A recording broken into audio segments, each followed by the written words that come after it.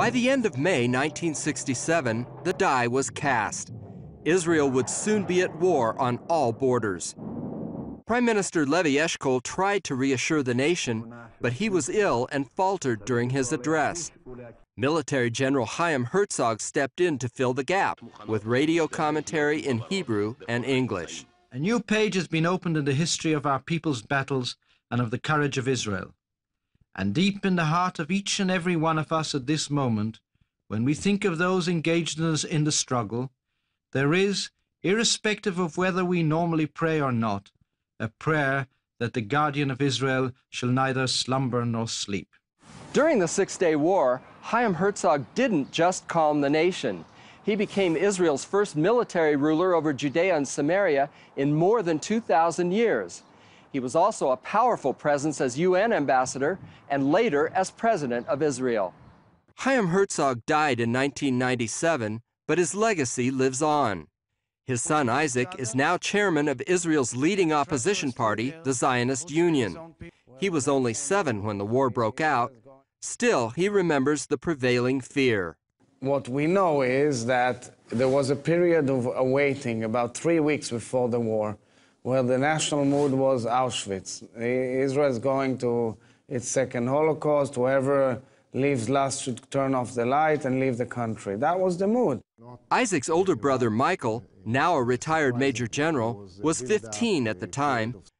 He says there's no doubt Israelis were concerned about the nation's survival. So I still remember ourselves, like many other people in Israel, digging trench in our backyard because we expected that we would be shelled, and we were shelled. Tel Aviv was shelled by the Jordanians during the Six-Day War. Young people who have abandoned the cafes of Dizengoff Street and the discotheque, the farm boys, the yeshiva students, the members of the youth movements, the boys of the immigrant townships, all are at this moment shoulder to shoulder fighting in the air, on the land, and on the sea for our right simply to live. You know what's interesting is we hear a lot today about the term fake news and that kind of thing. 67 was a banner year for fake news, especially in Egypt and in Syria, and your father was kind of counteracting that to a people that didn't know really what was happening. They had to hear the truth. We would hear what was called Kol Kahir, Voice of Cairo, and they would speak in Hebrew, and they would say the worst things. We're going to throw you to the sea. I guess you heard it. They said terrible things, and there was anxiety, but he provided very professional analysis. First of all, he knew the situation. I am broadcasting from Jerusalem to the sound of heavy shelling.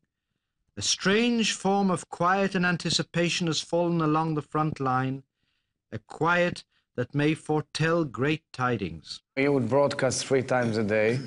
He would also broadcast in English, so there were both BBC and others, but the 3 times a day you would walk in the streets of Tel Aviv and you would hear his voice throughout the city, people just listening, stopping and listening. And it was awesome. I heard his voice in the trench. I heard my dad, my mom brought a little radio, and we would hear him in the trench, and he calmed us down. I was told by soldiers then in the front lines, and they would listen to him, and I was told by quite a few of them that this really boosted their morale before going into battle. Just 1 day into the war, Israel's Air Force virtually destroyed the capacity of Egypt, Syria, and Jordan to strike from the air. On the ground, Israel's army penetrated deep into the Sinai and pushed toward Jordan on the West Bank. By day 3, Chaim Herzog could tell the nation the unthinkable. After 2 millennia, Jerusalem was back in Jewish hands. The miracle of our generation continues, as does the brilliant campaign, the like of which there is no record of in the history of Israel, and perhaps in the history of the nations, and which has achieved today what millions of Jews throughout the generations have prayed for. We live in a very different era than 1967, but in my mind, what our father, the impact his broadcast had on national morale is reminiscent of the impact that Churchill's broadcast had on British morale during World War II, and that was very significant. And indeed, the saying goes, Jerusalem is a gift of the whole land of Israel.